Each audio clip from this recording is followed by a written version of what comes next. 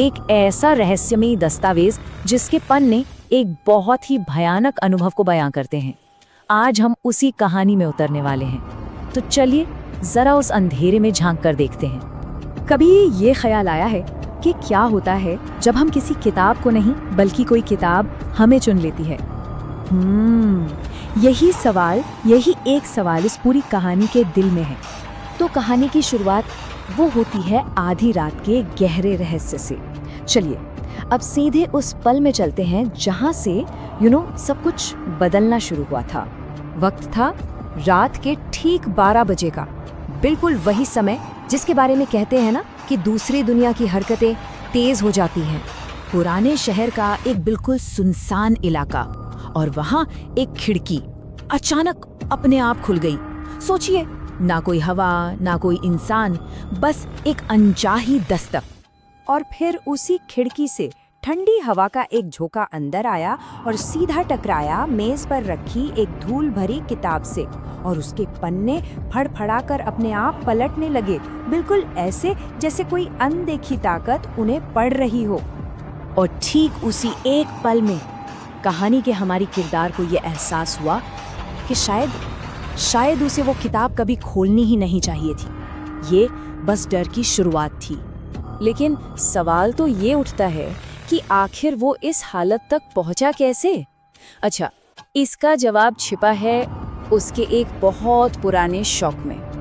बात यह है कि उसे बचपन से ही भूतिया कहानियां पढ़ने का गजब का शौक था। मतलब जो चीजें दूसरों के लिए डर थी ना, वो उसके लिए एक एडवेंचर, एक रोमांच था। और फिर यही शौक एक दिन उसे एक ऐसी जगह पर खींच ले गया जिसे पूरा शहर, आप कह सकते हैं, लगभग भुला ही चुका था।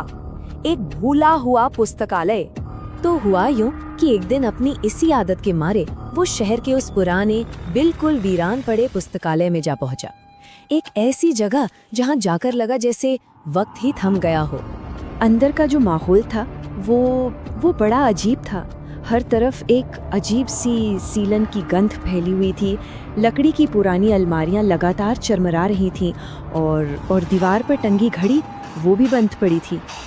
और इन सब चीज़ों के बीच वहाँ का लाइब्रेरियन, वो बस चुपचाप खामोशी से उसे देखे जा रहा था।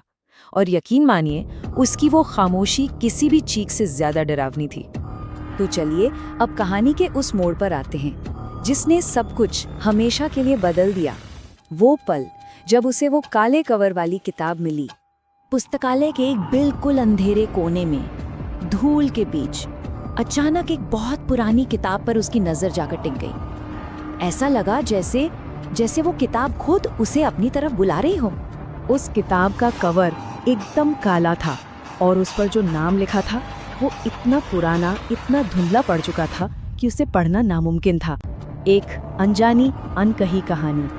और बस यहीं पर आके वो दस्तावेज खत्म हो जाता है, हमारे लिए पीछे छोड़ जाता है। तो बस एक सवाल कि आखिर उस किताब के अंदर ऐसा क्या था